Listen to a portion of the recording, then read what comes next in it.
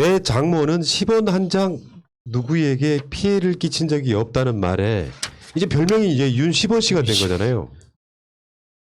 아, 참 어처구니가 없어서. 이 윤노 남불 윤 10원 씨. 내가 앞으로 여러분들 머릿속에 윤짜장은 다 지우세요. 사실 윤짜장면 먹지도 않았어요. 그때 먹은 건 한식이에요. 배달통에 들어간 것 뿐이지 한식 먹었다고. 앞으로 모든 거는 윤 10원으로 전통한다.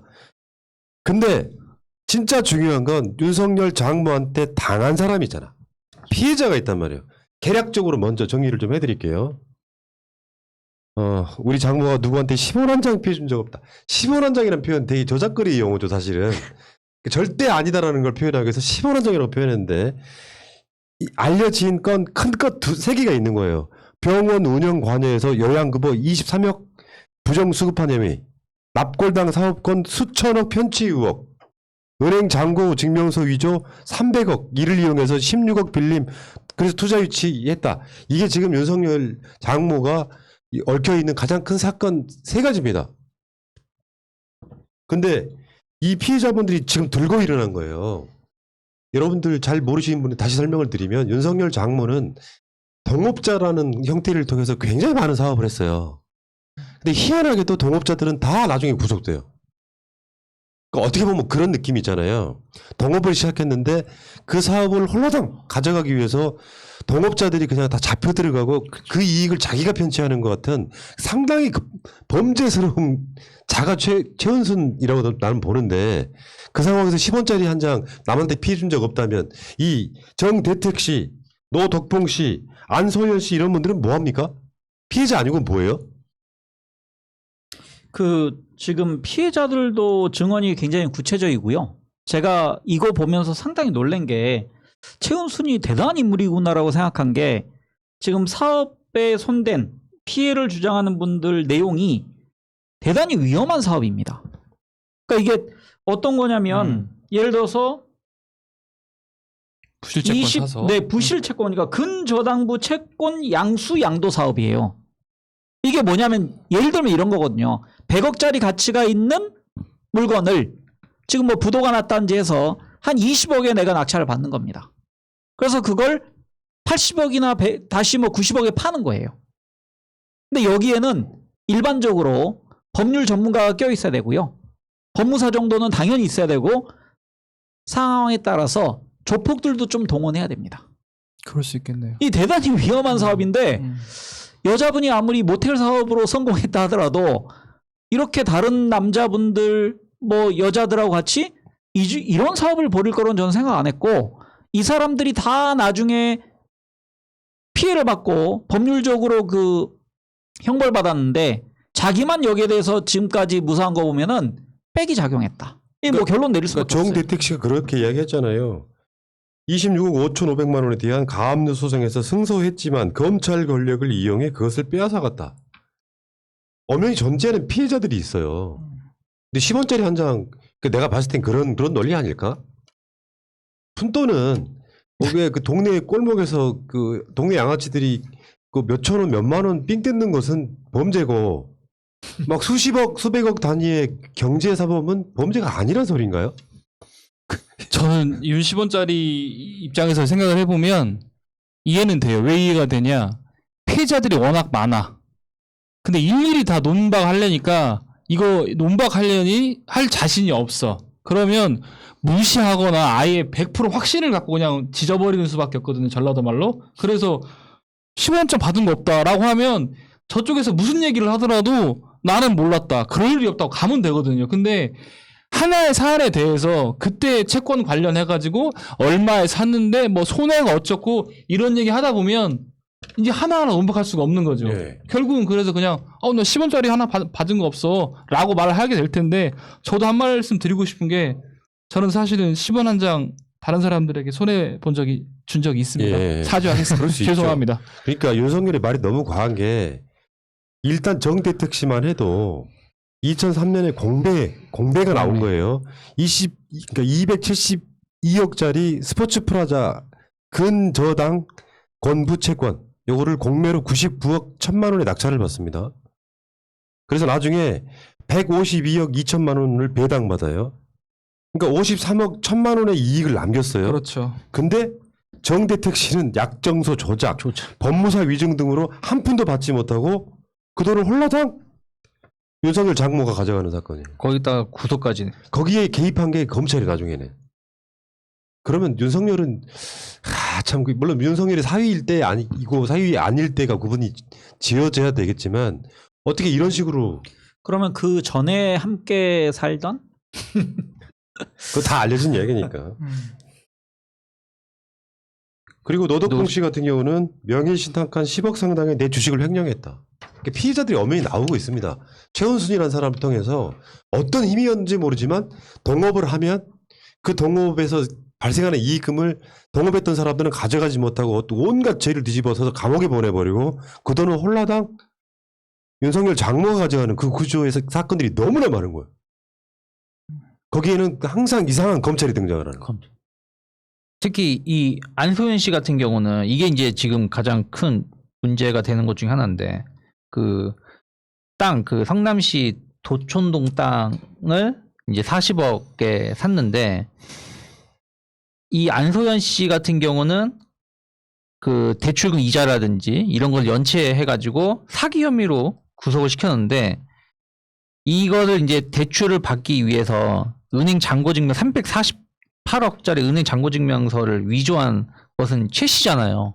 근데 이거를 위조를 이 사람은 그동안 여러 사업을 하면서 많은 법률가를 만났을 것이고 그런 관리를 해왔을 거잖아요. 이런 문제들이 발생했을 것이니까 앞에 뭐 정대책이든 뭐 노씨든 이런 사람들 법정 분쟁의 이슈가 계속 있었기 때문에 많은 변호사든 이런 법률 자문을 많이 받았는데 이런 은행 잔고 증명서를 위조를 했을 때 본인이 문제되지 않을 거라고 생각을 할까요? 이거 당연히 본인이 주도해서 문제 일으킨 것이고 이거 관련해서 문제가 일어나니까 결국에는 권력을 써가지고 빠져나오려고 하다가 지금 발목이 잡힌 게 아닌가 생각을 좀 하고. 그러니까 지금 윤석열 말씀드린 윤시원 씨가 만약에 그 장모가 정말 순결하다, 완전하다라고 생각을 하시면 뭔 76세 노인이 순결해. 그 생각을 하시면 이렇게 10원짜리 한 장 받은 적이 없다라고 발언하지 마시고 검찰에 수사를 촉구해야 됩니다. 예를 들면 이분들이 말하는 것들이 너무 다 구체적이에요. 너무 구체적이고 얼마에 샀고 얼마에 낙찰 받았는데 어땠다. 그 다음에 내 주식 10% 그게 10억 상당인데 조력자인 누구에게 넘겼다. 기업 사냥꾼에게 넘겼다. 되게 구체적이거든요. 그렇다고 하면 아니 조국 전 장관 사건 한번 생각해 보세요. 아무런 단서 없이 심증만 가지고 70여 명의 수사관 파견해서 수십 회 압수수색했다고 치면 그런 걸 비교해 보면 윤시원짜리는 본인이 대선 후보로 쓰고 싶고 제대로 좀 선거를 하고 싶으면 빨리 시간이 없으니까 빨리 이거 다 검찰이 수사해줘라. 그리고 유무죄가 있으면 결론을 내어줘라라고 해야 된다고 생각합니다. 근데 정말 희한한 사건 아니에요? 이 아까 지금 말씀드리고 있는 세 가지 사건만 봐도 진짜 희한한 사건인 게 꼭 동업자가 있고요. 이 사건도 한번 생각해 봐봐. 안소연 씨하고 최은순이 2013년에 공매를 통해서 이런 거 잘하시는 분들 있죠. 공매 이런 거. 감정가 174억 원에 이르는 경기도 성남시 도촌동 땅을 40억 200만 원에 샀어. 174억의 감정가가 나온 땅을 40억 2천만 원, 200만 원에 샀어.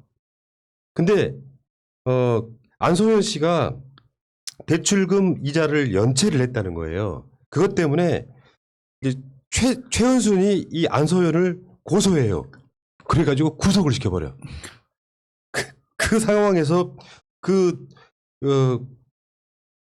도촌동에 있는 땅을 이게 아까 말한 그 성남에 있는 땅이 있잖아요. 이거를 총 156억 원에 팔아요.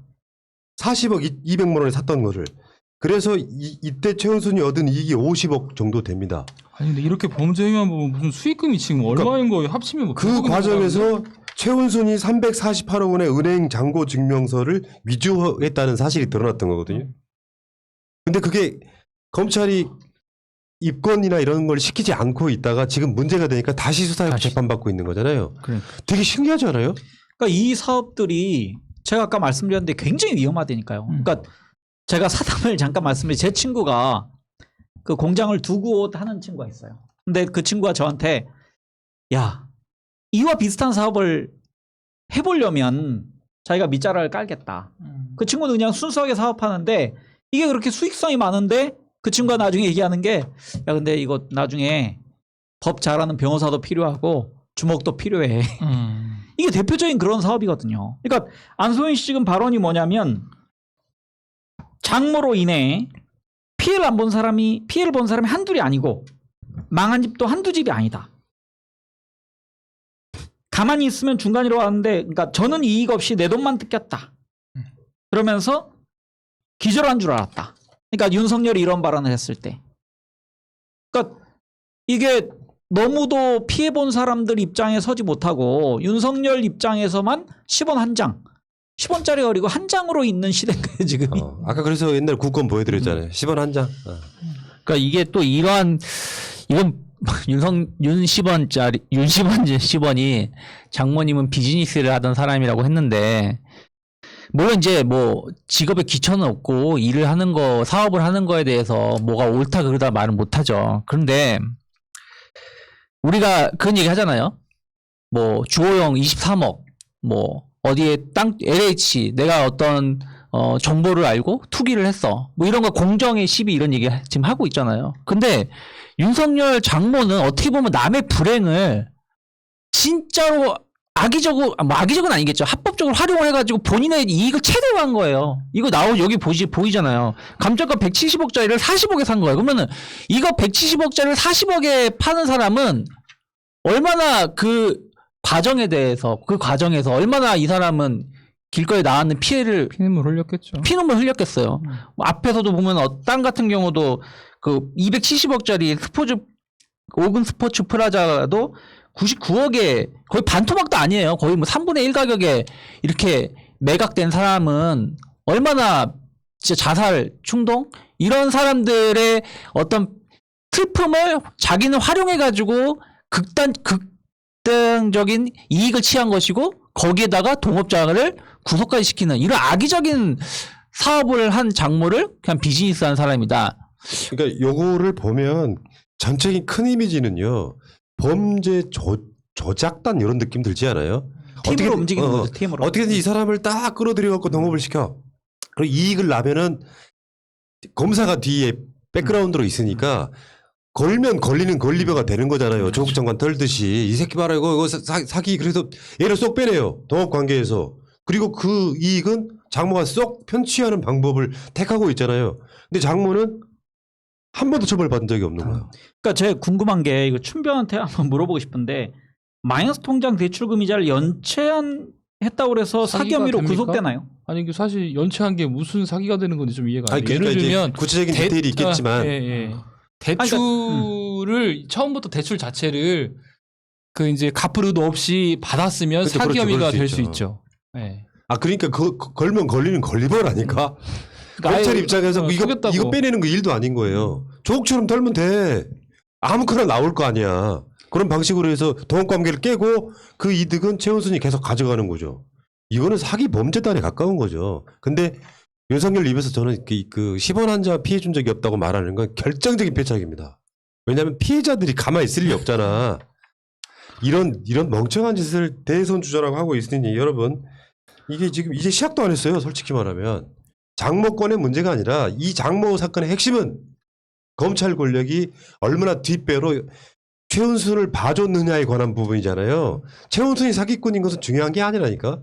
윤석열 장모에서 윤석열이 그 피해를 보는 게 아니고 여기서 검찰이 어떻게 작동을 했느냐.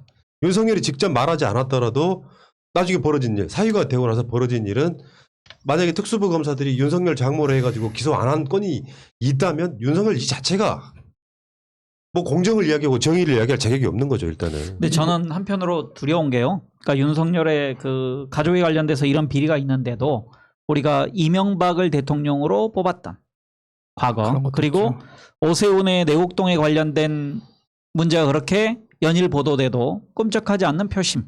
그다음에 박형준의 LCT 관련돼서도 박형준에게 몰표를 주는 그런 이제 도덕성 부재의 또 그 표심이 작동하지 않을까 한편으로 굉장히 걱정됩니다. 이제 이 제대로 된 언론이라면 이렇게 뽑아야 되겠죠. 후한무치, 철면피, 하늘도 속고 땅도 속았는데 대선 출마 선언 뭐 이 정도로 뽑아줘야 좀 제대로 된 언론이라고 할 수 있을 것 그러니까 이게 같습니다. 이제 예를 들면 이런 이슈라 논란거리가 선거에 작동하지 않는 시기가 있어요.